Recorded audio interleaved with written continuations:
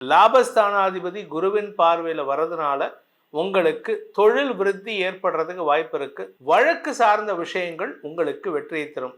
எந்த வழக்கா இருந்தாலும் சரி, சனி உங்க ராசிநாதன். ஸோ உங்களுடைய சுயமுயற்சியில உங்களுடைய பேச்சுவார்த்தையில நீங்க சனியால் வெற்றி காணக்கூடிய வாய்ப்பு இருக்கு. குரு மிதுன ராசியிலிருந்து தன் பார்வையை கொடுக்கிறார். குரு மங்கள யோகம் ஏற்படுகின்றது. ஆனா செவ்வாய்க்கு சனியின் பார்வையும் வருது. பொதுவாக நம்ம ஏற்கனவே சொல்லியிருக்கோம், சனி பார்வையில் செவ்வாய் இருந்தாலோ செவ்வாய் பார்வையில் சனி இருந்தாலோ உலக அளவில் உயிரிழப்புகள் ஏற்படும் அப்படின்னு சொல்லிட்டு. ஆனால் இப்போ அது ரொம்ப இருக்காது. என்ன சார் முன்னுக்கு பின் முரணா பேசுகிறீங்க? முன்னுக்கு பின் முரணா பேசலை, இருக்கிறத சொல்கிறேன். ஏன் அப்படின்னா, ஓம் ஸ்ரீ குருப்யோ நமகா. ஹரிஹி ஓம். ஜெய் புவனேஸ்வரி. அனைத்து டிவோட்டி நேஷன் நேயர்களுக்கும் உங்கள் வேத ஜோதிடர் பிரகாஷ் நரசிம்மனின் அன்பான வணக்கங்கள். செவ்வாய் பயிற்சி பலன்கள். இந்த செவ்வாய் பயிற்சி பலன்கள் அனைத்தும் பொது பலன்கள் மட்டுமே. திருக்கணித பஞ்சாங்க முறைப்படி கணிக்கப்படுகின்ற இந்த பலன்கள் உங்களுக்கு சாதகமாகவோ பாதகமாகவோ நடந்திட உங்களுடைய ஜனனகால ஜாதகம் மற்றும் தசாபுக்திகள் துணை நிற்க வேண்டும். அது எதுக்கு சார் செவ்வாய் பயிற்சி பலன்கள், சுக்கிர பயிற்சி பலன்கள்னு குறிப்பிட்ட கிரகங்களுக்கு மட்டும் போட்டுட்டு வரீங்க? ஏன் பொதுவாக பல பலன்கள்னு போட்டுட்டு வரீங்களே, ராசி பலன்கள்னு போட்டுட்டு வரீங்களே, அதில் இந்த பலன்களில் சொல்ல மாட்டீங்களா அப்படின்னு சில பேருக்கு ஃபோன் பண்ணி கேட்டாங்க. ஆக்சுவலாக இது எதுக்காக சொல்கிறது அப்படின்னா, சுக்கிரன் ஒரு விதத்தில் இம்பார்ட்டண்ட், முக்கியமான கிரகம். அதே மாதிரி செவ்வாயும் ஒரு விதத்தில் இம்பார்ட்டண்ட். சில பேர்த்துக்கு பார்த்தீங்கன்னா அம்மா பையன், அம்மா பொண்ணு, அப்பா பையன், அப்பா பொண்ணு, இல்லை அண்ணன் தம்பிக்குள்ள ஒரு கார்டியல் ரிலேஷன்ஷிப்பே இருக்காது. என்ன காரணம்னா இந்த செவ்வாய் தான் காரணம். எப்படி சுக்கிரன் கணவன் மனைவி உறவுல ஒழுங்கா இருக்க உதவியா இருக்கோ, அது மாதிரி இந்த செவ்வாய் ஒழுங்கா இருந்தால் மட்டும்தான் உடன்பிறப்புகளுடனும் தாயாருடனும் மனஸ்தாபம் இல்லாமல் இருக்கக்கூடிய வகையில் இருக்கும். அப்படி சப்போஸ் இது ஒழுங்கா இல்லை அப்படின்னா இந்த ரிலேஷன்ஷிப்பில் அக்ரெசிவ்னஸ் ஜாஸ்தி ஆகும். கோபம், வெறி, எரிச்சல், ஆளுமைத்தன்மை இதெல்லாம் ஜாஸ்தி ஆகும். இது ஆளுமைத்தன்மை தொழிலில் இருக்கலாம், ஆளுமைத்தன்மை வேலை செய்கிற இடத்துல இருக்கலாம், உங்களுக்கு கீழே வேலை பண்ணுறவங்க கிட்ட இருக்கலாம். ஆனால் ஆளுமைத்தன்மை அண்ணங்கிட்டையோ தம்பி கிட்டையோ அப்பா கிட்டையோ அம்மா கிட்டையோ இருந்தால் அந்த குடும்பம் நல்லா இருக்காது. அதனால தான் செவ்வாய் சில இடத்துல சட்டிலாக இருக்கணும், சில இடத்துல நல்ல பலன்களை தரக்கூடிய வகையில் இருக்கணும். அதனால் இந்த செவ்வாய் பயிற்சி இருந்தால் மட்டும்தான் உங்களுடைய முயற்சியில் நன்மைகளை தரக்கூடிய வகையில் இருப்பார். இந்த செவ்வாய் பயிற்சி நல்லா இல்லை, உங்கள் ராசிக்கோ உங்கள் லக்னத்துக்கோ இந்த செவ்வாய் பயிற்சி ஒழுங்கான இடத்துல இல்லை அப்படின்னா அது சிக்கலை ஏற்படுத்தும். குறிப்பாக ரிலேஷன்ஷிப்பில் பிரச்சனையை ஏற்படுத்தும், மனஸ்தாபத்தை அதிகப்படுத்தக்கூடிய வகையில் இருக்கும். சில பேர்த்துக்கு பார்த்தீங்கன்னா எடுத்தவொடனே கை ஓங்கிடுவாங்க, பலார்னு அடிச்சிருவேண்டா அப்படின்னு சொல்லிட்டு. அதுக்கு காரணம்னா இந்த செவ்வாய் கொஞ்சம் அக்ரெசிவாக இருப்பார், நீச்ச பங்கமாக இருப்பார், இல்லாட்டி மகரத்தில் உச்சமாக இருப்பார், இல்லாட்டி 4ஆம் இடத்துல இருப்பார், 2ஆம் இடத்துல இருப்பார். இந்த மாதிரி இடங்களில் இருந்தால் செவ்வாய் இருந்தார்னா நீங்கள் பேசுகிறதே அடிக்க வர மாதிரி தான் இருக்குது. இவன் என்னப்பா அப்படி கோவப்படுறான், அக்ரெசிவாக அடிக்க வர மாதிரி செயல்படுறான்னா அதுக்கு காரணம் இந்த செவ்வாய் தான். அந்த செவ்வாய் பயிற்சி மாதம் நடந்துட்டு இருக்கு. எப்போ நடக்கிறது அப்படின்னு பார்த்தீங்கன்னா இந்த மாதம் டிசம்பர் மாதம் 7ஆம் தேதி அன்னைக்கு செவ்வாய் பயிற்சி ஆகிறாரு. எங்கே அப்படின்னு கேட்டால் விருச்சிக ராசியிலிருந்து தன்னுடைய சொந்த வீட்டிலேருந்து தனுசு ராசிக்கு பயிற்சி ஆகிறார், குருவோட வீட்டில்.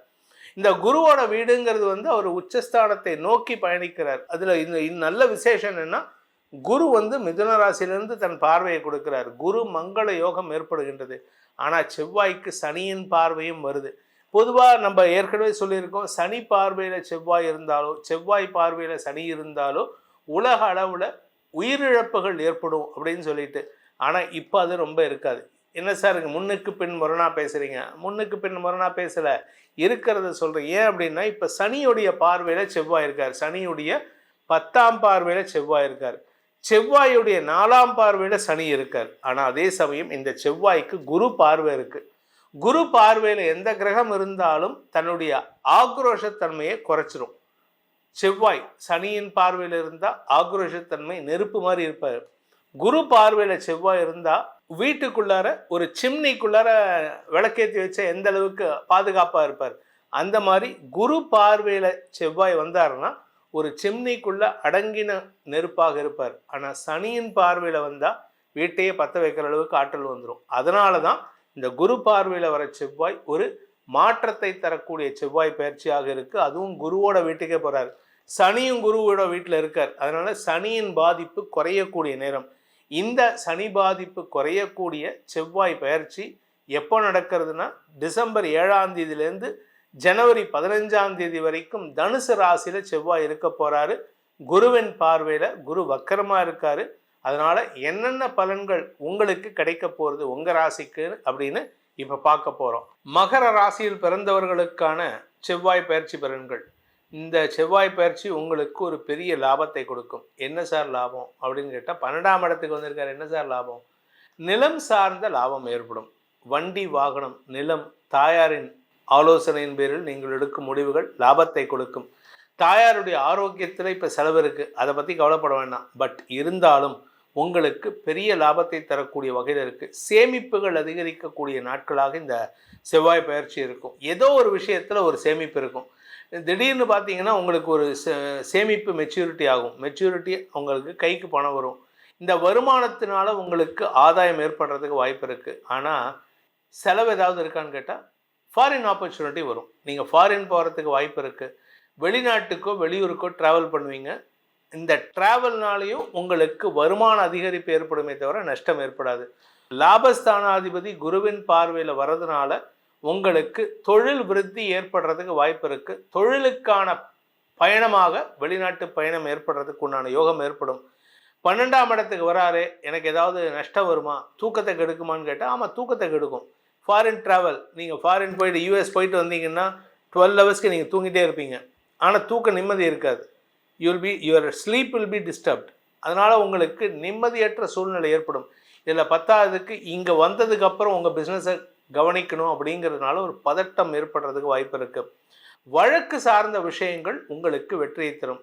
எந்த வழக்காக இருந்தாலும் சரி, உங்கள் பிஸ்னஸ் சம்மந்தமான வழக்கு, இல்லை நீங்கள் ஏதாவது கவர்மெண்ட் பேரில் கேஸ் போட்டிருந்தாலோ, இல்லை கவர்மெண்ட் உங்கள் பேரில் கேஸ் போட்டிருந்தாலும், இந்த ஜிஎஸ்டி வழக்கு, இந்த இன்கம் டேக்ஸ் வழக்கு எதுவாக இருந்தாலும் சரி, இல்லை அவங்க பக்கத்து வீட்டுக்காரன் நிலம் சார்ந்த வழக்கு, பக்கத்து வீட்டுக்காரன் ஒரு அடி எக்ஸ்ட்ரா எடுத்துக்கிட்டான், நீங்கள் வழக்கு போட்டிருக்கீங்க, இல்லை நீங்கள் ஒரு அடி எக்ஸ்ட்ரா எடுத்துட்டீங்கன்னு அவன் வழக்கு போட்டிருக்கான்னா எல்லாமே உங்களுக்கு சாதகமான தீர்ப்புகளை பெறும்.